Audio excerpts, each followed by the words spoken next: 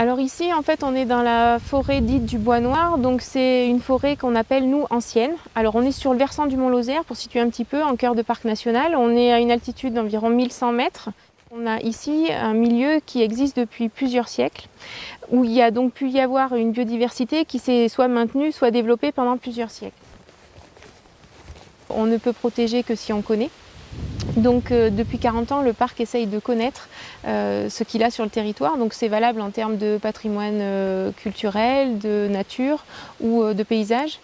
Ça fait partie de notre mission de protéger. Pour avoir une bonne connaissance, on a mis en place une stratégie scientifique. Cette stratégie scientifique a été revue récemment par le comité scientifique de manière à ce qu'on travaille davantage sur des groupes sur lesquels, pour l'instant, notamment en termes de biodiversité, on avait peu travaillé. Donc par exemple des insectes. Et on sait aujourd'hui le rôle important, la fonction qu'ils occupent au sein des écosystèmes. Dans cette forêt, on étudie des insectes et en particulier les coléoptères saproxyliques. Et pour étudier ces coléoptères saproxyliques qui sont nocturnes plutôt, très discrets, petits, on peut faire bien sûr de la chasse à vue, ce qu'on appelle de la chasse à vue. Donc on va prospecter dans une zone de forêt, puis on va regarder sur les troncs, sous les troncs, dans le bois mort, si on trouve des insectes, des coléoptères. Mais on va être peu efficace. Par contre, ce qui va être très efficace, c'est du piégeage. Donc on va utiliser des pièges à interception, c'est deux sortes de vitres à la perpendiculaire. Les coléoptères, en se déplaçant, vont heurter cette vitre, ils vont glisser dessus et tomber dans un flacon. Et tous les 10-15 jours, on va récolter ce qu'il y a dans le flacon. On garde ces insectes qui sont déjà morts, en fait, on va les congeler et on les déterminera à l'automne.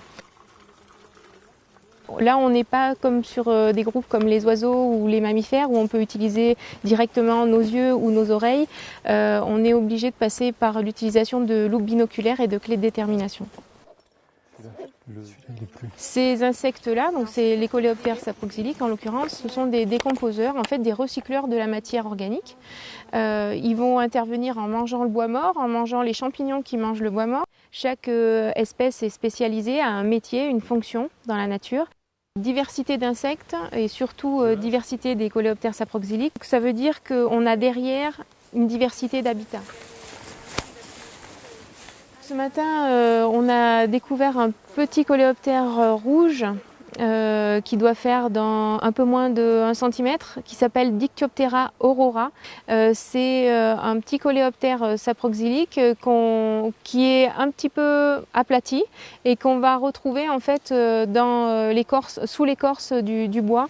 Pour nous, c'est vrai que c'est quelque chose qui est assez extraordinaire, assez sympathique. Bon, d'une part parce que c'est une discipline qui est nouvelle pour nous, et d'autre part parce que cet insecte, en l'occurrence, est très bien coté, on va dire. Donc c'est un insecte qui est rare, qui n'était pas connu en fait en Lozère lors du dernier recensement des saproxyliques au niveau national. Il était connu du Cantal juste à côté.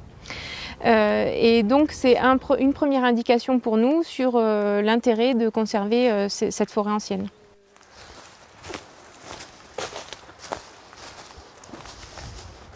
Là je regarde, faut que je le note. 342. Ah, j'en ai une.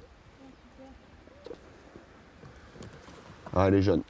Attends, est-ce que c'en est une d'ailleurs? Est-ce que c'est pas une larve de... Elle est petite. Alors, le pic-prune, c'est une petite, enfin c'est une grosse cétoine, hein, c'est la plus grosse cétoine d'Europe. Donc c'est un coléoptère, hein, type scarabée, on va dire, et qui vit dans les gros arbres à cavité, les vieux arbres généralement. C'est une espèce qui est protégée au niveau national, qui est annexe 2 de la directive Habitat, donc qui bénéficie en fait de plus forts statuts de protection au niveau français et européen. Si on arrive à maintenir cette espèce-là, on sait que derrière, les espèces qui sont associées à ce type d'habitat, on va pouvoir les conserver également. Voilà. Le partenariat avec le parc, entre le laboratoire en fait, d'entomologie de l'ONF et le parc, ont débuté en 2006 et s'est appuyé sur le travail d'inventaire du pic-prune.